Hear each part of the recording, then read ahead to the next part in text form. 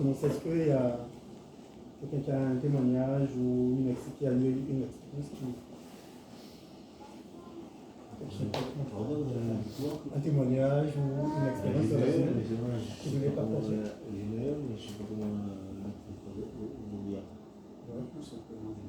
Plus simplement, c'est comme vous pouvez en fait. Le plus simple possible en fait.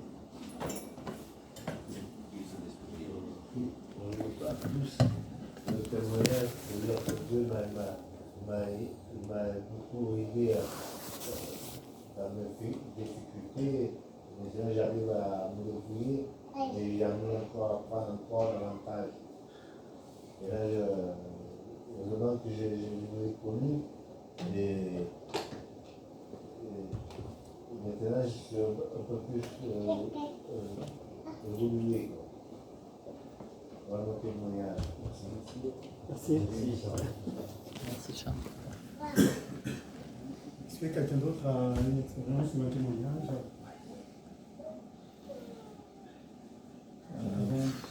Oui. On a souvent des expériences. Mais c'est vrai que dans la semaine, j'ai beaucoup été aidé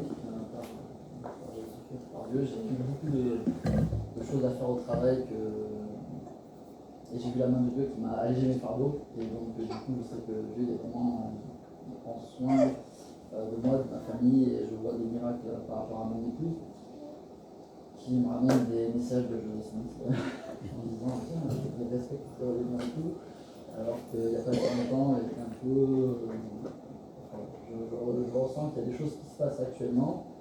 Et je suis vraiment reconnaissant pour tout ce que Dieu fait pour moi, ma famille, et puis je prie pour qu'il continue et que nous puissions tous profiter justement de cette union. Voilà, avec vous.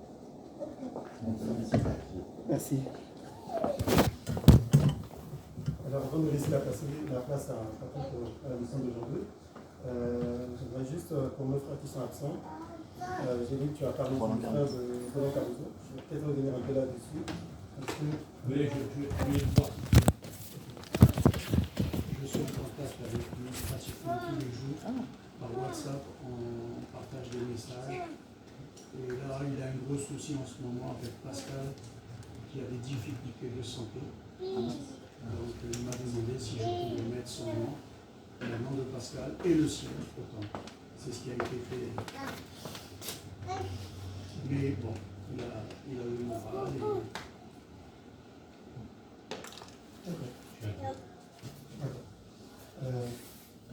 Pour nos frères qui sont absents, si on peut, il y a comme qui Alice l'évêque. Ah oui, il y a notre évêque qui est en vacances. Exactement.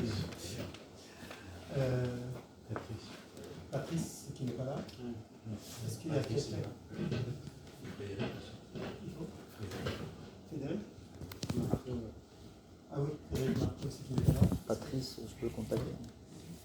On rentre pas avec. Est-ce qu'il y a d'autres frères? Aurélien.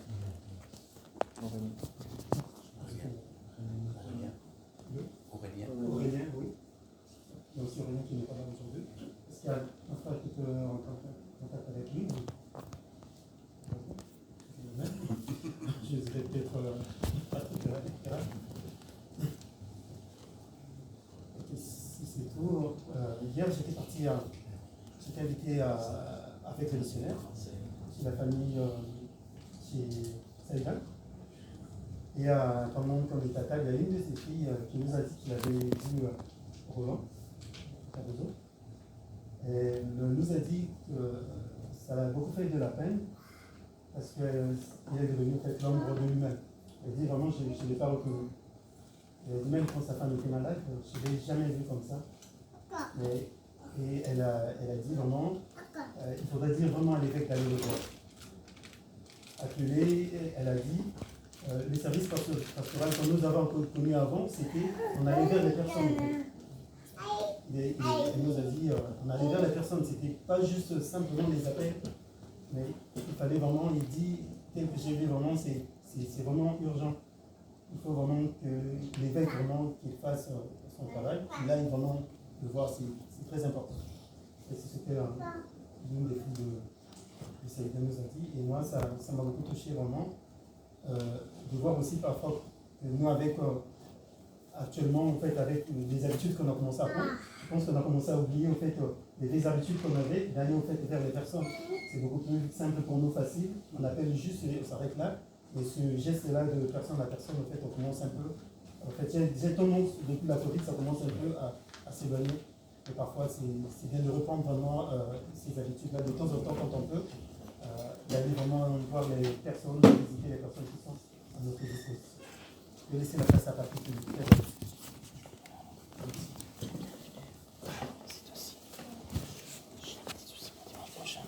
Bonjour mes frères. Communiquons par des mots, ce qu'on fait constamment entre nous. Et donc la leçon que j'ai choisie aujourd'hui,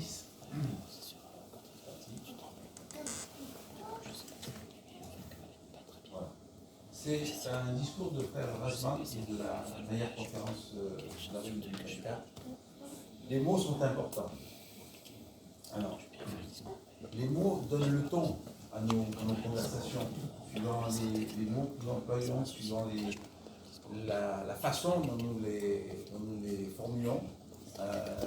Les réactions des personnes qui sont en face de nous peuvent être différentes. Si nous avons des mots remplis de compassion, d'amour, de pardon, c'est évident que les réactions ne seront pas les mêmes que si nous avons des formules plus agressives. Et si nous formulons donc ces mots par des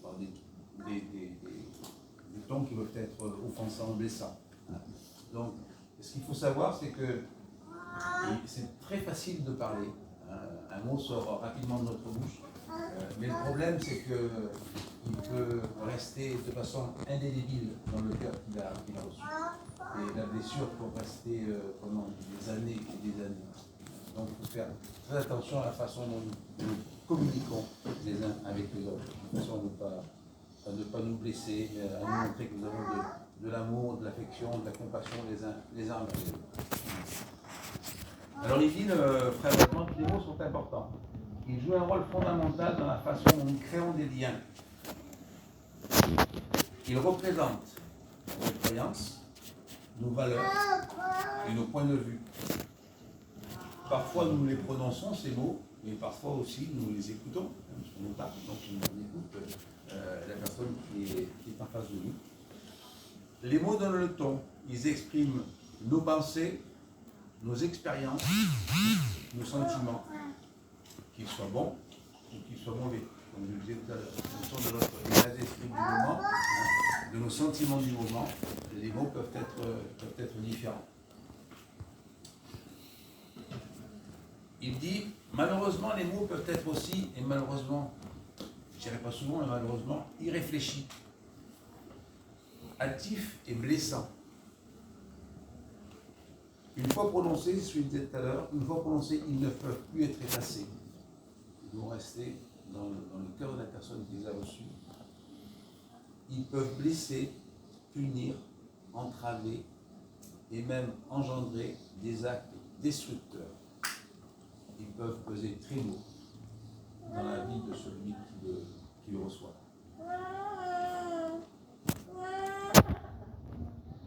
D'un autre côté, les mots permettent aussi de célébrer une victoire, de communiquer de l'espoir ou des encouragements.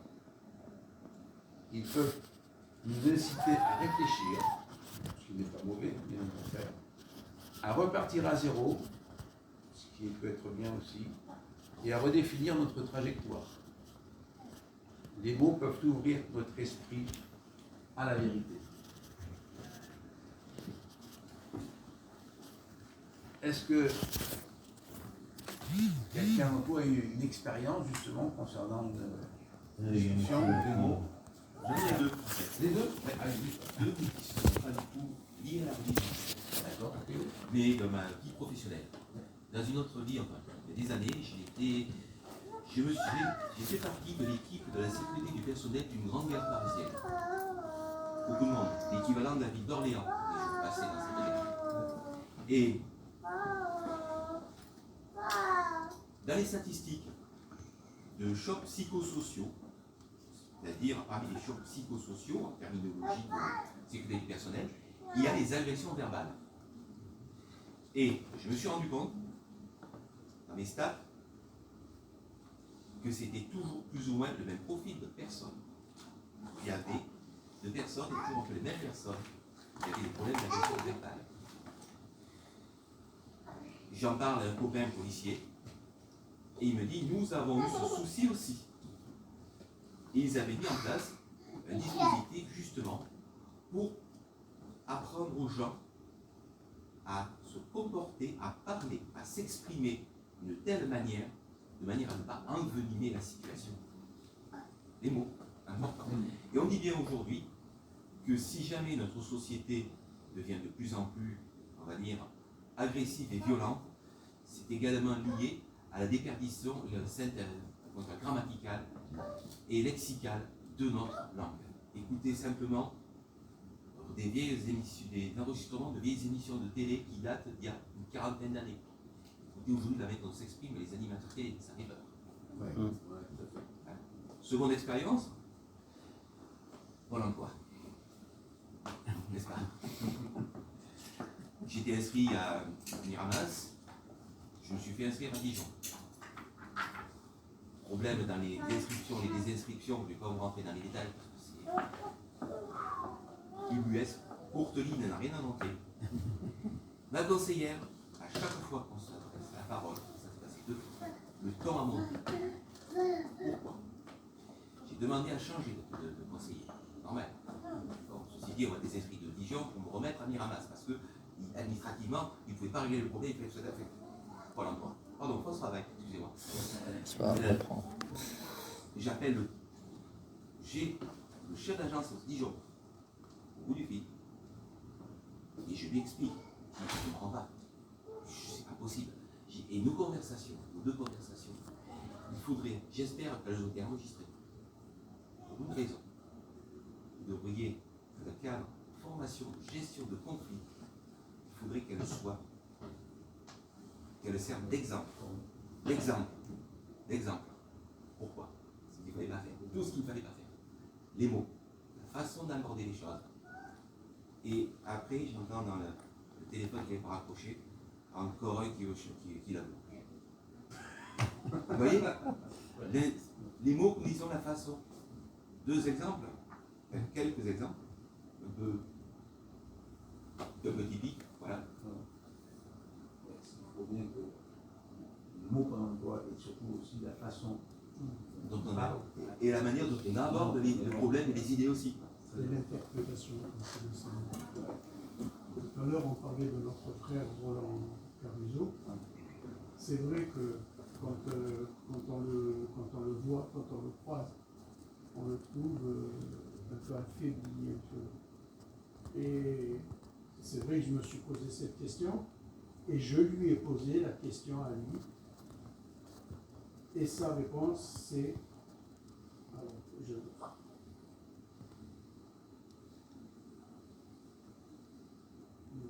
cherche, je ne vais pas la trouver.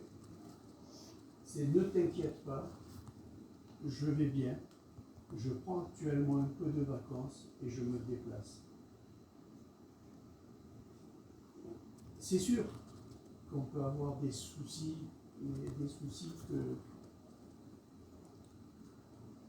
c'est momentané. Comme je vous ai dit tout à l'heure, en ce moment, il a des soucis avec sa fille, il y a des problèmes assez importants de santé.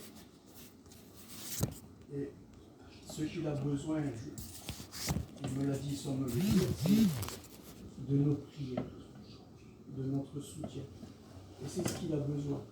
Et comme disait très justement, je crois que c'est mon frère conseiller, Kevin, ce contact de serviteur pastoral, eh ben, on n'a plus ce contact qu'on avait avec nos familles. Pour savoir qui étaient mes frères du service pastoraux, j'ai dû regarder sur tous. Parce que j'étais en rage, je n'étais pas bien, j'étais fatigué. Et j'ai dit, qui sont mes frères pastoraux pour me donner une bénédiction? C'est intéressant les frères, ce qu'on entend là. Hein. C'est intéressant. Donc, oui, si on a la possibilité, et ça fait plaisir d'entendre Bertrand dire qu'il va aller le voir, parce que oui, il a peut-être besoin qu'on vienne le voir. Comme il m'a dit, j'ai une carte pour le train et ça me permet de me déplacer à coût moins important. Mais c'est bien aussi que des fois, ne serait-ce qu'on a passé un moment d'après-midi, je crois que c'est jeudi, à parler sur WhatsApp, tout simplement sur WhatsApp. On a passé du temps, il était très heureux. Et oui, ça m'a fait plaisir quand il m'a dit, s'il te plaît, mets le nom de Pascal et le mien autant. Vous allez me dire, il aurait pu le faire lui. Mais voilà, on a besoin les uns des autres. Et ça, c'est important. Le service pastoral, c'est vrai que ça nous oblige à aller, mais ça nous invite à garder le contact avec nos familles. Notre sœur Danielle Mesgage a été opérée du cœur, on lui a mis des valves. Si on ne va pas la voir, c'est bien de l'appeler. Elle a peut-être besoin de ce contact, de cette présence. Pas longue, mais de cette présence, de voir qu'on pense à elle. Et ça, c'est important. Et l'importance des mots, comme disait notre frère, il faut faire attention, parce que nous, aux pompiers, on nous a toujours, quand on rentre dans cette profession, c'est dû passer par là, c'est attention à ce que l'on dit. Quelqu'un qui a le bilan vital engagé, on ne va pas lui dire « oh là là, il va mourir ». Non, même si on le pense très fort. Et si on doit le dire à notre collègue ou au médecin, on doit sortir pour ne pas qu'il entende.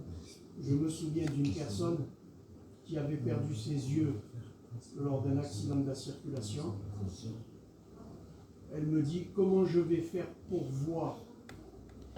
Et en plaisantant, j'ai dit, vous imaginez la chance que vous avez, vous ne me voyez pas, sinon quelle catastrophe. Cette personne qui était au bord de la déprime, lorsqu'on l'a mis sur le brancard, je l'ai entendu rire lorsque j'ai dit, vous imaginez si vous voyez ma tête. Les mots sont tellement... Il faut faire attention à ce que l'on dit. Il faut faire attention à ce que l'on dit, et surtout faire attention comme la personne va interpréter. Si je te dis, Patrick, je t'aime, l'autre à côté il va dire, il a des mœurs un peu spéciales. Non, je t'aime parce que tu es mon frère. Et ça, il faut faire attention à ça. Et comme disait notre frère, l'importance de la portée de ce que l'on dit. Pardon, d'abord. Non. Quand je forme des gens à la communication, je sors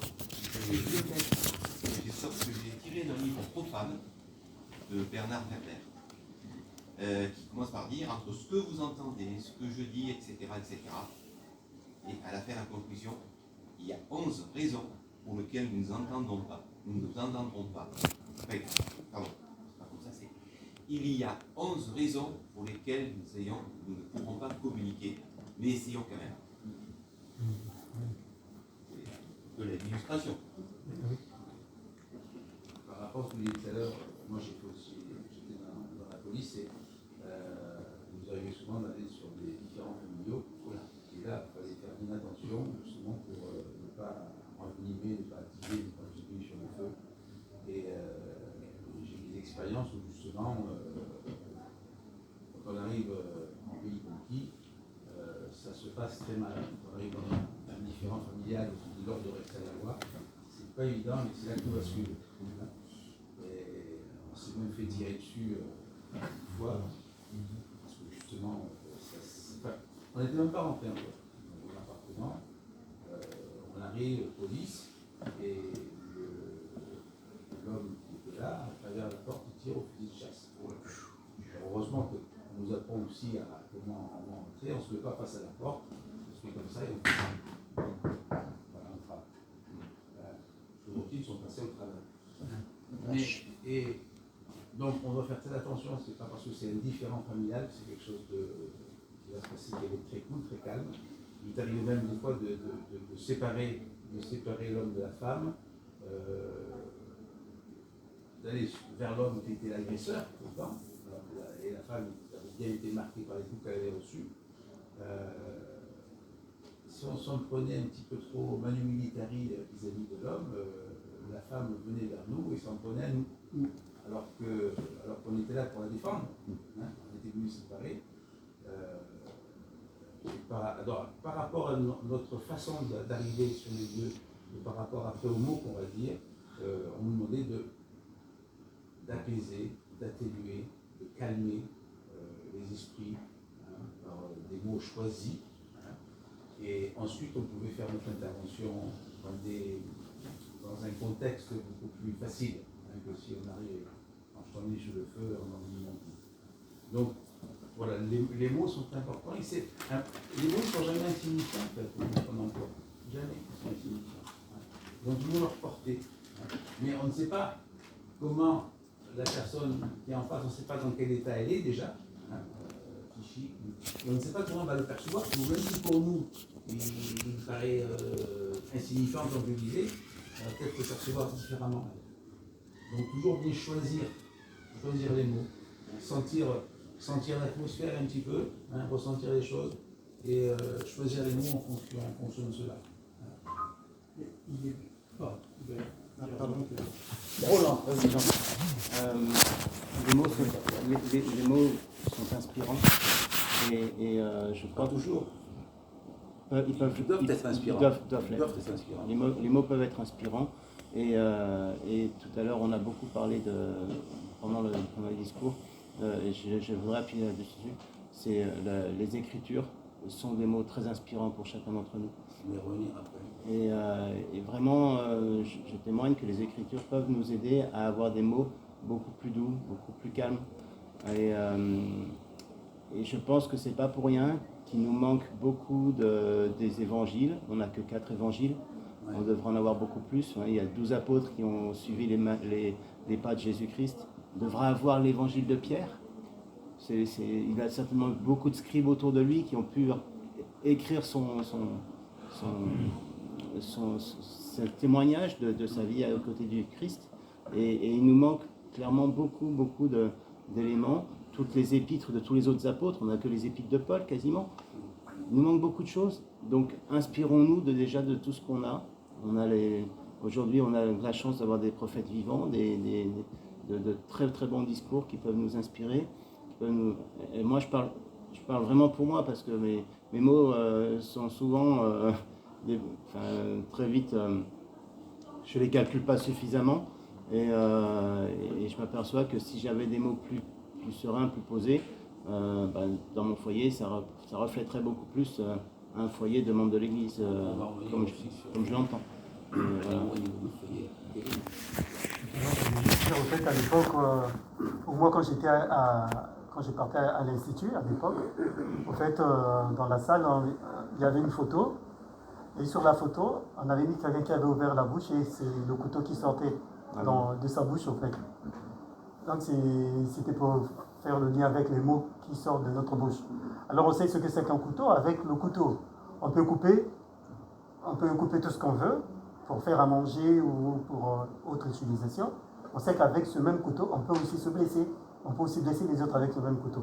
Donc, c'est quelque chose qu'on peut utiliser pour le bien, comme aussi on peut l'utiliser pour le mal.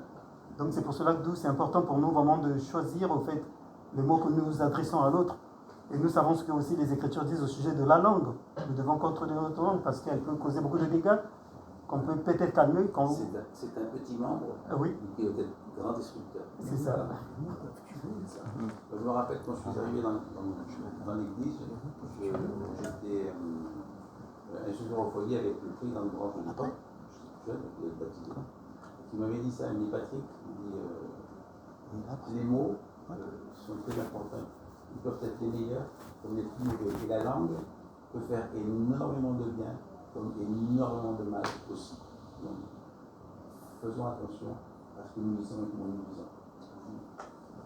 Moi, j'irai plus loin. C'est l'attitude de la personne.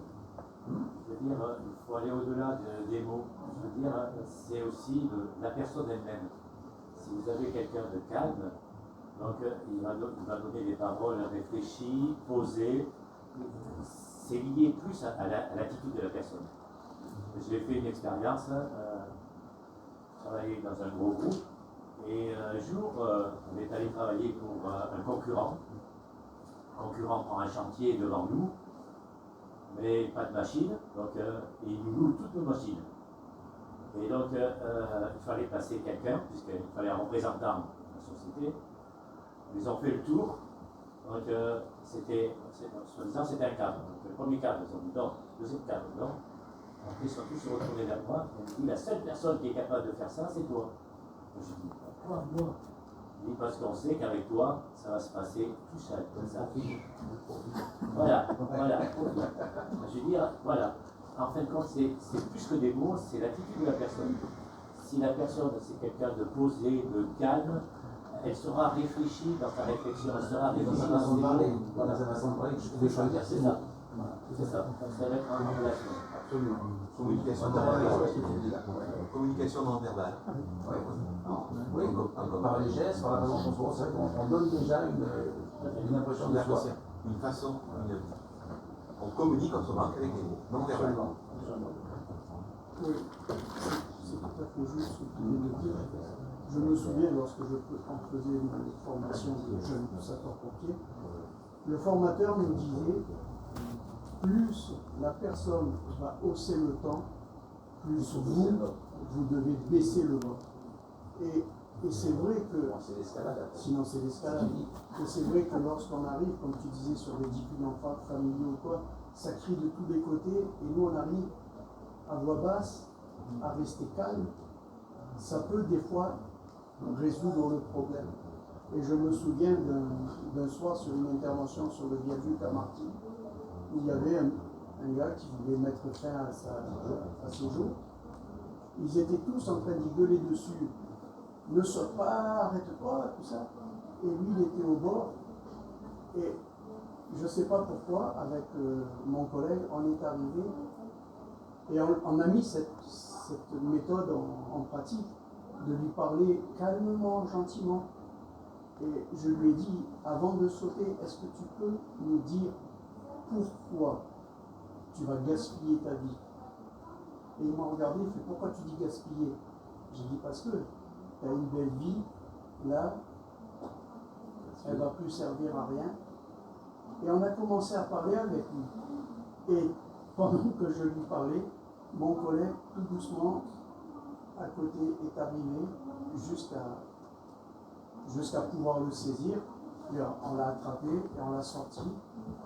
Et le gars s'est mis à pleurer sur mon collègue, en train de lui dire, vous vous rendez compte, la sottise, c'est pas le mot employé, la sottise que j'allais faire. Et c'est tout à fait vrai, parce que dans son discours, le frère dit, en parlant des mots, ils peuvent nous inciter, mais on peut adapter ça, ils peuvent les inciter. Hein. Ça nous concerne tous. Ils peuvent nous inciter à réfléchir, à repartir à zéro et à redéfinir notre trajectoire. Et c'est ça, c'est là où est le point important, c'est de pouvoir. On n'est pas des, pardonnez-moi le terme, on n'est pas des dieux. D'accord?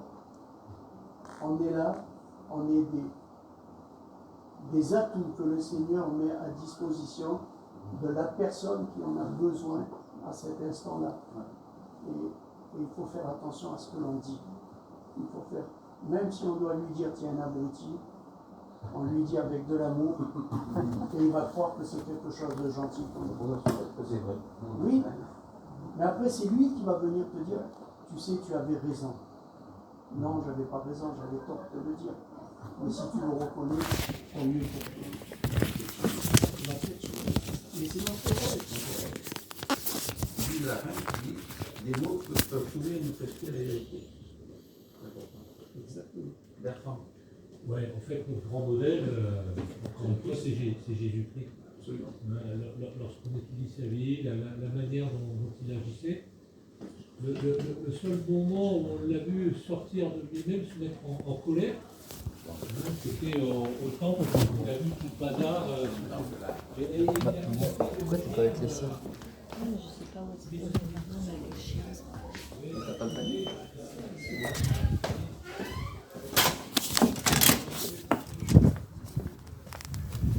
Je croyais que t'étais avec les sœurs, moi je croyais que c'était roulé à table avec lui. Non, je suis pas Non, c'est bien. N'importe quoi. Non, mais c'est pas grave, je suis bien. Non, mais bien. Ce sera bien tard. Chez la clinique.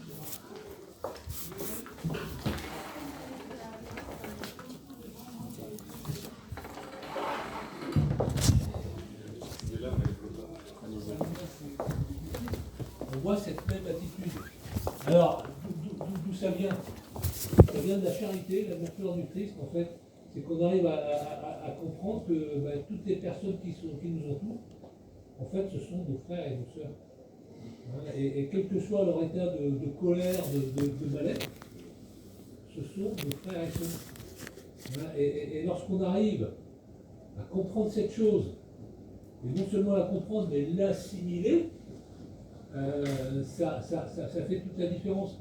Moi, à mon travail, il y a énormément de tension parce qu'on est dans de la logistique, c'est stressant. C'est stressant et les mots fusent. Hein. On peut se mettre facilement en colère, quelqu'un qui bloque un passage, qui fait ci, qui fait ça. De suite, ça crée de la tension. Et en fait, moi, je me suis amusé. J'ai fait des tests. Hein. Quelqu'un qui me laisse passer, je lui dis, c'est. Je ne sais plus quel mot j'utilise, je vous dis, mais c'est bien aimable. du vocabulaire qui n'est pas habituel. Et au bout d'un moment, j'entends des gars dans des années d'à côté qui disent c'est bien aimable.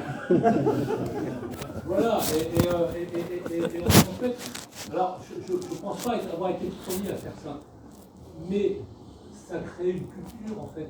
Quand on commence à respecter les gens, même ceux qu'on n'aime pas, parce qu'il y a des gens au premier abord on ne les aime pas. C'est comme ça, il n'y a pas d'explication, c'est des choses, c'est du physique. Hein, et avec le temps, on se rend compte que ce sont des gens qui sont aussi des enfants de Dieu. Et en fait, la base qui nous est demandée, que le Sauveur nous demande, c'est de le suivre, c'est de rechercher cette charité, d'arriver à comprendre que tous ceux qui nous entourent, ce sont des fils et des filles de Dieu, mais ils ne le savent pas toujours, ils ne le savent pas encore. Alors, c'est pas facile, hein. C'est vraiment pas facile, les missionnaires, là, ils le savent. Moi, c'est le nom de la tête. C'est pas facile du tout, parce que c'est. Il y a beaucoup de personnes qui fonctionnent avec l'homme naturel, qui écoute l'adversaire, qui est plus que le Saint-Esprit, et c'est normal. Hein, mais parfois, même en montrant de l'amour, alors que la personne nous insulte ou nous veut du tort, les choses peuvent changer. Hein. Cette semaine, je suis allé voir Paul Lopez à Bordeaux. Quand les missionnaires ont frappé à sa porte, il a compris que c'était deux sœurs missionnaires, mais il est rentré dans une colère pour les insulter de tous les noms. Hein. Il a fermé la porte. Il avait un mal-être à ce moment-là, il avait plein de soucis. Hein. Il est rentré, puis il y a quelque chose en lui qui a dit, mais c'est un peu fort. Quoi. Bon, il s'est dit, ouais, quand même. Il a voulu aller ouvrir la porte pour s'excuser. Il y avait les deux sœurs missionnaires qui étaient à genoux sur le palier, qui étaient en train de prier pour eux. Et là, il a fondu. Il a fondu, il est devenu membre de l'Église grâce à ces deux personnes qui ont suivi l'exemple de Jésus. Je pense que vous l'avez tous ressenti comme moi dans la société actuelle. Les gens réagissent de plus en plus que par la violence. Je parle de la violence verbale, pas de la physique, bien qu'elle est en augmentation aussi. Mais les gens ne savent plus réagir avec réflexion. Ils réagissent spontanément. Et tout de suite, c'est la vulgarité, c'est les mots, la violence verbale. Quoi. Beaucoup de personnes, en fait, sont primaires. Il n'y a qu'une seule façon de réagir pour elles, c'est comme ça. Ils ne savent pas réfléchir, prendre le temps et après, une fois qu'elles se sont calmées, réagir. On réagit systématiquement très vite, très fortement. Alors, tout à l'heure, il parlait des paroles d'écriture, et bon, bien sûr, elles sont citées dans ce passage. Hein. Le frère dit, la parole de Dieu surpasse toutes les autres paroles exprimées, vient de dire Bertrand par rapport au Christ. Hein. C'est ainsi, depuis la création de la terre, quand le Seigneur a dit que la lumière soit et la lumière fut. Dans le Nouveau Testament, le Sauveur nous a assuré, le ciel et la terre passeront, mais mes paroles ne passeront point. Ça, c'est rassurant aussi. Il a ajouté, si quelqu'un m'aime, il gardera ma parole, et mon Père l'aimera. Nous viendrons à lui, et nous ferons notre demeure en lui. Quelle merveilleuse promesse. Il y a une écriture qui va avec. Pardon ? La référence là ou pas? Non, je l'ai pas. Tu l'as sur le... Je ne l'ai pas sur le téléphone. Jean 14. Parce que justement, je parlais de ça avec mon beau-frère il y a 3 jours de ça. Ils sont catholiques pratiquants. Et je leur disais, c'était un peu critique, mais je disais, mais si j'ai quelque chose à critiquer par rapport à l'Église catholique, c'est que les pratiquants ne maîtrisent pas suffisamment la Bible. Ils ne la lisent pas suffisamment. Alors on est parti sur une polémique, bien sûr, mais je me suis rendu compte qu'en fait, il y a un manque cruel dans ce monde du manque de la lecture des Écritures, notamment de la Bible. Et il m'est arrivé une expérience il y a quelques années de ça. Je priais à genoux un dimanche et je demandais à mon Père Céleste de m'augmenter la foi. Et en fait, spontanément, juste après avoir fait cette prière sincère, j'ouvrais mes Écritures et je suis tombé sur un passage où les apôtres ont demandé la même chose. Augmente-nous la foi. J'avais prononcé les mêmes mots dans ma prière que ce que les apôtres avaient dit. Et ça m'a vraiment choqué parce que je suis tombé sur cette écriture en ouvrant la Bible. Et je me suis rendu compte que si je n'avais pas la pratique de la Bible et la connaissance et l'idée même de lire la Bible régulièrement, j'aurais jamais vécu cette expérience. Et dans le monde, les gens écoutent des idées, prennent tout un tas de livres, mais en fait, aller aux véritables paroles les plus pures, les plus importantes, c'est peut-être en passant par la Bible aussi que ça se fait. Par les Écritures, bien sûr. Voilà, tout à fait. Exactement. Et en fait, j'ai un témoignage sincère que les Écritures sont importantes et c'est un canal pour le Saint-Esprit entre mon Père Céleste et moi.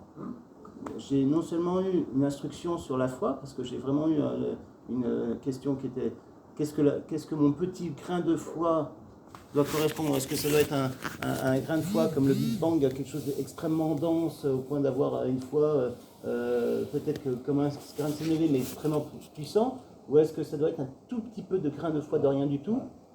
Et en fait j'ai eu ma réponse. C'est très simple. La foi c'est la foi d'un enfant, c'est pas compliqué, donc du coup avoir la foi pour produire les miracles, c'est pas compliqué. Et j'avais ma réponse, et en même temps elle était tellement spontanée que j'avais une réponse par rapport à la prière. Il me répondait immédiatement. Et tout ça, c'est fort parce que c'est par la parole qu'on l'obtient. Et c'est ce que je leur disais. C'est dommage que vous ne lisiez pas la Bible parce que vous auriez des expériences plus fortes, plus pertinentes. Voilà. Et c'était important pour moi. Alexandre ? Pour continuer sur ta lancée, c'est vrai que c'est aussi pour nous, en tant que membre de l'Église de Jésus-Christ ces derniers jours, on a beaucoup de choses il y a beaucoup d'écriture, il faut vraiment lire tous les jours en fait. On apprend tous les jours. Mais ce que je voulais dire, c'est que si pendant l'époque de Joseph Smith, les gens sont venus à l'Église de Jésus-Christ ces derniers jours, c'est parce qu'ils connaissaient la Bible. Ils n'avaient pas la télé, les divertissements, les jeux vidéo, ils n'avaient pas tout ça. Ils vivaient en famille, ils lisaient la Bible tous les jours. Et quand ils ont lu que les prophéties s'accomplissaient, ils ont sauté dans l'église parce qu'ils ont accepté l'évangile éternel qui était promis dans l'Apocalypse chapitre 14 verset 6. Et du coup, ils ont suivi le Christ. en connaissant leur Bible. Et même aujourd'hui, moi je reconnais ne pas connaître la Bible comme je devrais, et les normes comme je devrais, et les choses comme je devrais.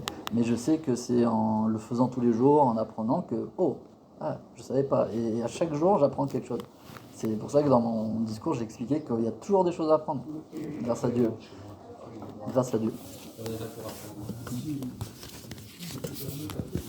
Dans le discours, on a la promesse, et c'est dans l'exposé du fait, qui dit, si vous étudiez ces paroles, en parlant que ce soit dans la Bible ou dans le livre de Moïse, si vous étudiez ces paroles, vous parviendrez à être davantage comme lui. D'ailleurs, lorsque j'ai lu ça dans le discours, j'ai dit à un mec qui a du boulot devant toi. Exactement. Ah oui. Parce que justement, quand on se met devant un miroir, on se dit, est-ce que je fais ce que le Seigneur me demande? Comme disait Roland, est-ce que j'ouvre régulièrement mes Écritures? Est-ce que je m'applique à essayer d'arriver à faire ce qu'il me demande? Et là, lorsque j'ai lu, alors c'est rigolo parce que ce discours, je l'ai lu hier, et tu en parles aujourd'hui. Et lorsque j'ai lu ça, j'ai dit quand même, tu as vraiment du boulot devant toi. Parce que je suis loin, très loin d'être comme pour l'instant. Donc on doit écouter bien sûr les paroles qui sont dans les Écritures, qui viennent des prophètes, qui viennent aussi du Christ. Il dit un peu plus loin, les prophètes témoignent de la divinité de Jésus-Christ. Ils enseignent son évangile et témoignent de son amour pour tous. Je témoigne que notre prophète divin, Russell M. Nelson, écoute et prononce la parole du Seigneur. John Nelson s'est manié les mots, il a dit « Restez sur le chemin des alliances, rassemblez Israël, laissez Dieu prévaloir, tissez des liens de compréhension, rendez grâce, faites grandir votre foi en Jésus-Christ. »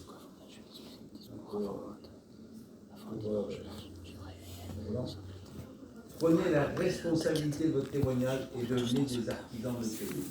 Et plus loin, donc, Frère Radman, quand il est allé pour la consécration du temple de Bangkok, il avait donc préparé sa prière de consécration déjà. Mais il ne sentait pas. Il sentait qu'il fallait aller. Et l'esprit lui a fait rajouter ceci. Il dit, j'avais le sentiment que certains mots manquaient et par des saints divins, ils m'ont été révélés.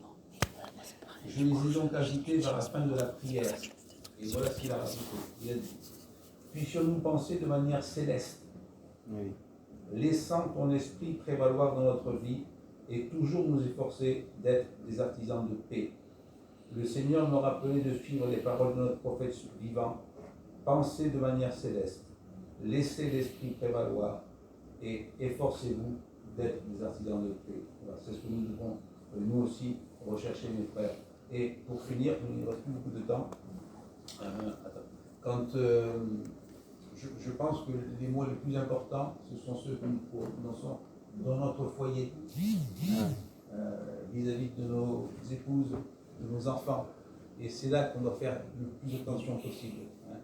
Et ce frère a dit, permettez-moi de vous suggérer 3 mots ou expressions simples que nous pouvons utiliser pour atténuer les difficultés et les différences, édifier et nous rassurer les uns les autres. C'est le but. Alors ces 3 mots sont simples. Merci. Bonsoir dire merci. Bonsoir remercier. Alors, on n'y pense pas. Mais pensons dire merci déjà. Ensuite, je suis désolé, parce que malheureusement on n'a pas toujours raison. Et le fait d'accepter qu'on a tort, le fait de s'excuser, de dire je suis désolé, c'est déjà une preuve d'humilité. On s'introspecte donc. Et enfin le dernier, je t'aime, Bertrand en parlait tout à l'heure, l'amour, la charité, l'amour positif. C'est des liens qui doivent exister entre un homme et une femme, entre un homme et ses enfants, entre une femme et une mère et ses enfants. Voilà. Ces 3 mots petits, mais qui peuvent faire tellement de bien quand ils sont reçus dans le cœur et quand ils sont prononcés avec amour. Et encore une fois, c'est dans nos foyers qu'on va faire ce travail le plus important.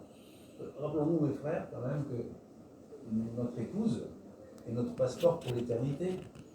On ne sera pas exalté sans elle, comme elle ne sera pas exaltée sans nous non plus. Hein. Ouais. Donc c'est important. C'est important ça. Patrick? Oui, je veux juste rajouter que notre prophète, c'est vraiment un prophète de Dieu. Ce qu'il a rajouté à tout ce que je viens de dire sur lui, dans les derniers temps, il sera très difficile de survivre sans l'accompagnement constant du Saint-Esprit. Ouais. Et on le voit bien à notre époque. Pour reprendre ce que nous avons dit là, sur les mots, par rapport au discours de Frère Osband, on voit que les gamins qui arrivent en 6e, la moitié ne sait même pas parler français. Des fautes d'orthographe, à plus en voir. On donne le bac, il y a des réussites à 98%. À mon époque, c'était à 60, donc c'est magnifique. Ouais, c'est beau l'époque. Ils ne savent pas parler, ils ne savent plus compter, et comment ils font pour avoir le bac à 98% de réussite. Et de deux. Et les gamins avec les portables, on parle, on écrit comme on parle. Voilà, c'est la violence, mais évidemment, il n'y a aucune connaissance, il n'y a aucune culture, il n'y a aucun amour de la culture, du savoir, du respect. On est obligé de vivre une époque, bon, je dis le mot correct, parce que je suis à l'église, hein, mais c'est une époque que... Voilà. Alors nous qui sommes membres de l'Église, qui sommes disciples du Christ, on doit être à part de ce genre de réaction violente, que ce soit verbale, que ce soit physique, un genre d'agression. On doit montrer qui nous sommes. Et de plus en plus, je pense que les gens, on dit tout à l'heure, que quand on va réagir à une agression par le calme, par la pondération, en essayant d'apaiser. Je disais souvent que dans le commerce, on leur apprenait donc à réagir vis-à-vis de clients qui étaient agressifs quand ils voulaient rendre un produit ou pas. On les apprenait justement à tempérer, à calmer, à avoir beaucoup de sourire, beaucoup de calme. Et souvent encore, je disais, on arrive à faire basculer les choses. Les gens de la position la plus élevée, ben, ils descendent tout doucement, et ils se calment. Parce qu'ils ont affaire devant eux quelqu'un qui est posé, qui est calme. Si, comme il dit tout à l'heure Serge, on parle nous aussi en haut, ben c'est fini, c'est un blocage. C'est un blocage des deux côtés et on n'arrive plus à s'entendre. Là, c'est la violence qui va. Et c'est ce qui se passe actuellement dans la société. Alors, par rapport à ces trois mots que je disais tout à l'heure, voilà ce que dit le frère. On n'attendait pas un événement spécial ou une catastrophe pour prononcer ces trois expressions humbles. Donc, merci, je suis désolé, je t'aime. Il n'y a pas de moments spéciaux pour dire ça. On doit les dire spontanément, on doit les dire avec amour, avec cœur. Quotidiennement. Pardon ? Quotidiennement. Quotidiennement, absolument. Utilisez-les souvent et avec sincérité. Pas trop forcer. Ah, il fallait que ça soit sincère. Pardon ? Il fallait que ça soit sincère. Eh oui, Au moins, le je suis désolé. et je t'aime. Parce qu'elle manifeste notre respect à l'égard d'autrui. Voilà. Elle manifeste notre respect à l'égard d'autrui. J'ai eu une expérience avant-hier. Vous savez, dans la boîte où je suis en ce moment pour mes petits boulots le matin, j'ai été vu un petit peu comme celui qui change un peu les choses dans la boîte, alors que je suis un pauvre intérimaire, et j'ai juste vu qu'il y avait des choses qui n'allaient pas, que ça fatiguait les collègues, que ça me fatiguait aussi, et que c'était de la fatigue inutile. Donc j'ai essayé d'arranger les choses pour que ça soit plus facile. Et en fait, avant-hier, je discute avec un collègue et il me dit mais t'es pratiquant? Je dis oui, et en fait, je ne sais pas si c'est mon exemple ou quoi, mais il m'a dit et t'es mormon? Oui. et en fait, je lui dis mais comment t'as su? Il me dit non, j'ai dit ça comme ça. Et en fait, après réflexion, je me suis dit est-ce que c'est parce qu'il a déjà rencontré des membres de l'église? Est-ce qu'il a pu comparer?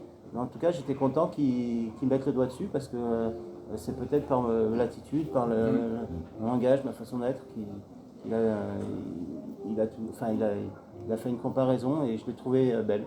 Donc ça m'a flatté. J'étais content.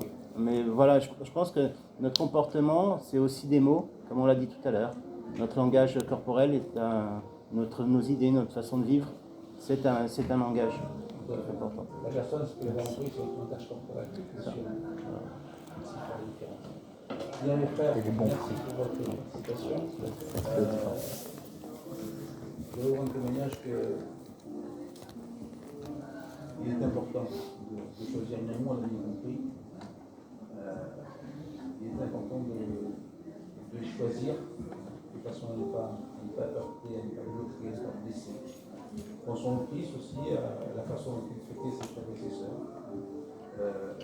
Même pour ceux qui l'ont persécuté, il a toujours eu de la compassion, de la charité, de l'amour. Pourquoi nous faire différemment, hein?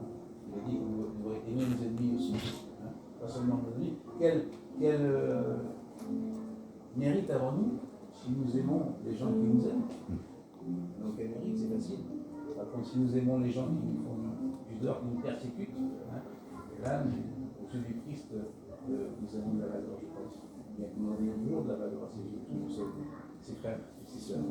Mais c'est important de penser à ça, penser aux mots qui vont sortir de notre bouche, peut-être jamais, je dirais, de façon spontanée, à ce que nous avons dit. Et pensons surtout qu'un mot qui va être prononcé de façon violente et agressive peut avoir dans la vie de l'autre des conséquences terribles et peut rester dans son cœur de façon indélébile. Ça, c'est grave. Et l'inverse est vrai aussi, des paroles douces apaisantes peuvent transformer la vie de quelqu'un. Aussi, tout à fait, absolument. Voilà. Bien, c'est Notre bon. grand défi dans le Sud, Oui.